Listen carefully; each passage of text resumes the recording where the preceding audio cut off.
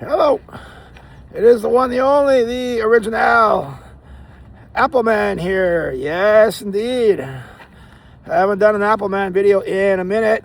I've been talking to death about my budget, almost too much, but you know, that's what I do. I talk it out, I work it out, I research on ChatGPT. I do all the things I got to do to get to a place I feel comfortable, and I feel like I'm at that place now with my budget, but we're in a wait and see period, and I believe I have a plan that's going to work for me, and I won't give any details. We'll just leave it at that. I've talked my budget to enough. I've talked it to death, and we need to talk iPhones. I haven't talked about iPhones in a while. I don't even have any notes or any research or anything. I'm just shooting from the brain about the iPhone 18 series and the Pro Max. The iPhone 18 series, if you're going to get into the market, one thing I've heard consistently is the base iPhone 18s won't be available until 2027. It sounds like the iPhone series in the fall will be the rumored iPhone Fold and the iPhone 18 Pro series. And as you know, I've talked to death about the satellite connections that are coming. Again, my research has consistently indicated that T-Mobile does have their Starlink service in this area for T-Mobile customers, but I believe it's just data. I don't think it's phone calls yet. However, you know, those days are coming. I don't know when exactly. My research has also indicated, and I believe, as I said in one of my videos, that AT&T on their website had said that the satellites are coming. They don't have a date yet, but they have it announced anyways that these next phones will connect to satellites in the sky, so there'll be no more dead zones when there's no cell phone tower. But I've also heard consistently that if you go on a cell phone plan like AT&T, you might not need the iPhone 18 Pro or Pro Max, because AT&T is going to have their own satellite service available in one of their plans. Of course, that's unknown yet, because none of this has been announced. It's all speculation and things like that. However, you know me, I'm weak. I'm an annual upgrader, and I just upgrade. AT&T seems to have a decent upgrade plan for $10 a month called the Up Next Anytime plan, which includes an upgrade every year. You would just trade your phone in every year and get the next phone. And if I remember Spectrum cell phone service, I believe they had a plan at one point where you could just trade your phone in at any time, and they would give you a different phone if you so choose. Verizon's upgrade plan, I don't quite remember what that was. From when I was on Verizon, I thought I had to have my phone paid off like 50%, and then I could upgrade if I wanted to. The other options, of course, would be just to pay your phones in full through Apple, and then you can just take your phone that you have and give it back to Apple, and they'll pay you cash back to your payment method. So, I mean, there are options of how to get the next phone if you so choose to go that route. However, you know, these phones get more expensive every year, and, you know, paying in full every year can be pricey, because, you know, the iPhone 18 Pro Max that I'm going to need is going to be about 512 gigs, because I have so much stuff I got to store on my phone. So, plus I always get another Apple Watch every year. I upgrade that every year, but I don't believe there's an annual upgrade plan for the Apple Watches. So my devices I have are paid off anyway, so I'm fully eligible for an upgrade in September. So I probably at this point, I'm probably going to go on the AT&T Up Next Anytime plan for $10 a month. The only thing I don't know, because I've never dealt with it before, is if they include the discount on my phone. So like I trade my phone into AT&T, and would they give me like say a $5 or $10 discount a month for trading in my phone? And then when I traded in this phone, the iPhone 18 Pro Max next year, would my discounts renew or something? I don't know that part yet, so I'll have to find out when that time comes. Or maybe I would call ahead of time, but I just don't want them to sell me something that I don't need at this point. Because every time I try to call one of these cell phone companies and I'll say I have questions about upgrades, their first question back is, which phone do you want to upgrade to? I'm like, I'm not upgrading. I want to find out what your upgrade options are. So I think what will happen is when it gets to pre-order day, and you pre-order on the website there, it'll tell you what your options are and, what your discounts will be and trade-ins and things like that. And it gives you like, from what I've seen on the Verizon and the AT&T sites, it gives you a rough estimate of what your monthly bill will be going forward. So, that's the best way to do it, is just to wait and see. Because everything changes, from now until upgrade season in September. So it's all unknown at this point, and for me to try to figure it out and control the outcome going forward makes no sense until everything's announced, which this year will be, actually, if I'm correct, the first iPhone announcement without Tim Cook, because he had stepped down, and I believe he took another role at Apple. And I can't even remember the name of the guy that took his place. But we'll see how he does.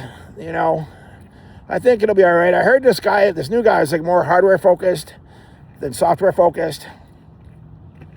And I thought I heard, I could be wrong, but I thought I heard the Apple Vision Pro was not going to be something they focus on. They're going to focus on Apple glasses instead. Because that seems to be the market right now, are these smart glasses.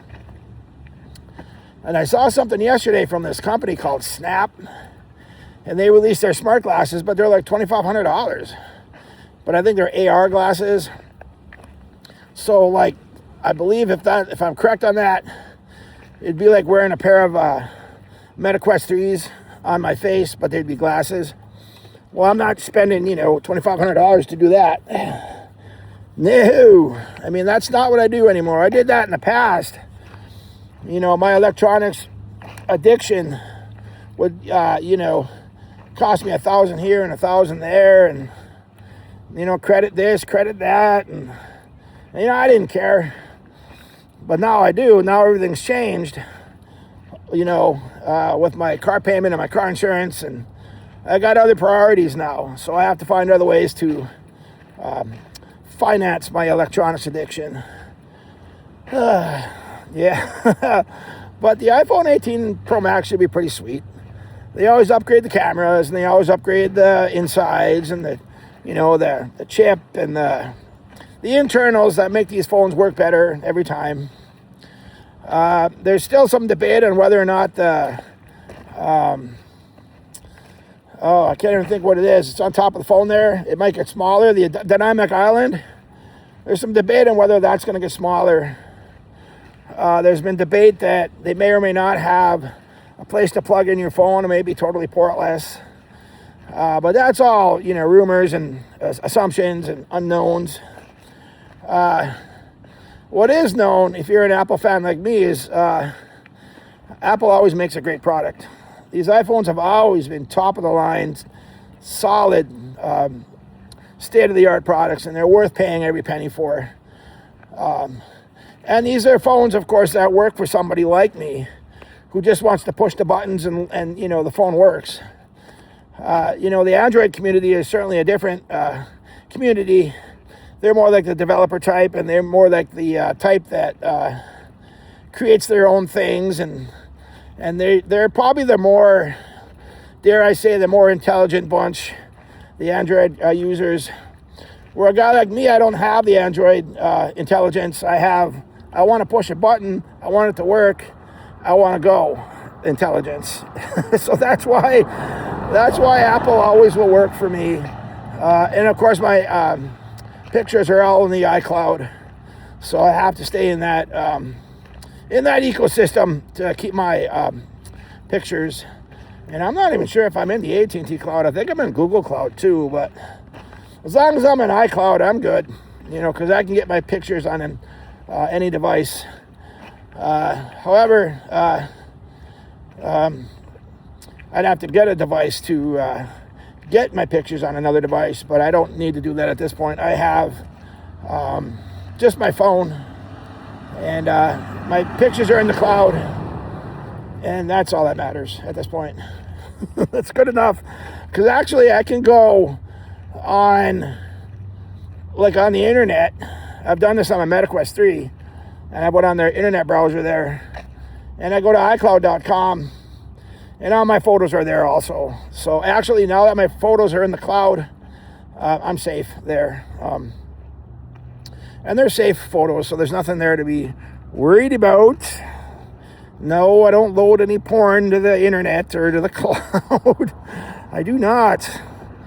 Oh man, this is busy down here. So, yeah, I mean, we'll see. I heard the phones are going to get more expensive. The iPhone Fold, from what I remember, is going to start out at about $2,000 to $2,300 in that range.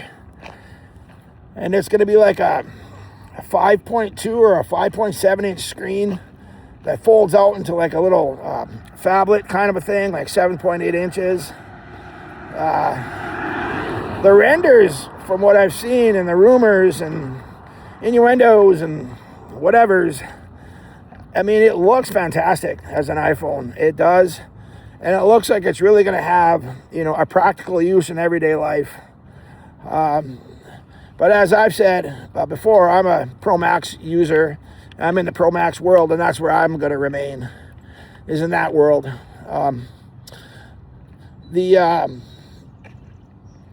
iPhone 18s, as I've said, are going to be out next year.